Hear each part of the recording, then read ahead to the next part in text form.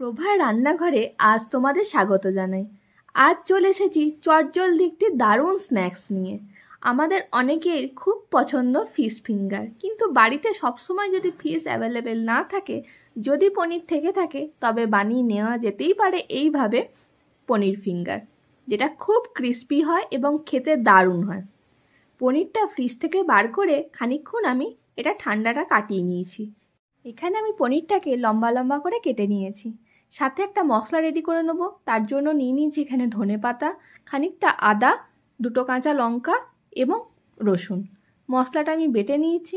মশলার মধ্যে দিয়ে দেবো নুন, গোলমরিচ, অল্প চিনি, লঙ্কা গুঁড়ো এবং লেবুর রস, এবং সাথে দিয়ে দিচ্ছি লম্বা লম্বা করে কেটে রাখা পনিরগুলো। এবং এই মশলার সাথে পনিরগুলোকে ভালোভাবে আমি মাখিয়ে নিয়েছি। মাখিয়ে নিয়ে এটা ম্যারিনেট করে আধ ঘন্টার মতো রেখে দিয়েছিলাম। এখানে নিয়ে নিচ্ছি 2 চামচ কর্নফ্লাওয়ার এবং অল্প নুন দিয়ে জল দিয়ে এটাকে গুলে রেখেছি। সাথে নিয়ে নিচ্ছি এখানে ব্রেড ক্রাম্বস।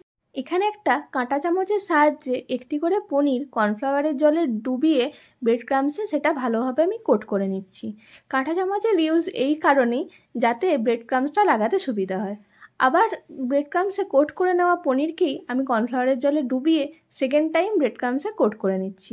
এইভাবে প্রত্যেকটা পনিরের টুকরোকেই আমি কর্নফ্লাওয়ারের জলে ডুবিয়ে ব্রেড ক্রাম্বসে কোট করে এবং সেকেন্ড টাইম আবারও একই পদ্ধতিতে আমি এটা ভালোভাবে ব্রেড ক্রাম্বসে কোট করে নিয়েছি।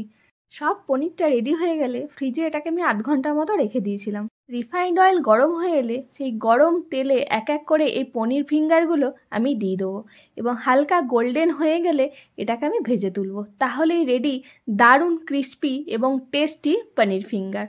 ভিডিওটা যদি ভালো লেগে থাকে একটা লাইক কমেন্ট করে জানিও। আর হ্যাঁ, চ্যানেলটা সাবস্ক্রাইব করতে কিন্তু একদম ভুলো না। তাহলে দেখা হচ্ছে পরের কোনো ভিডিওতে অন্য কোনো রেসিপি নিয়ে।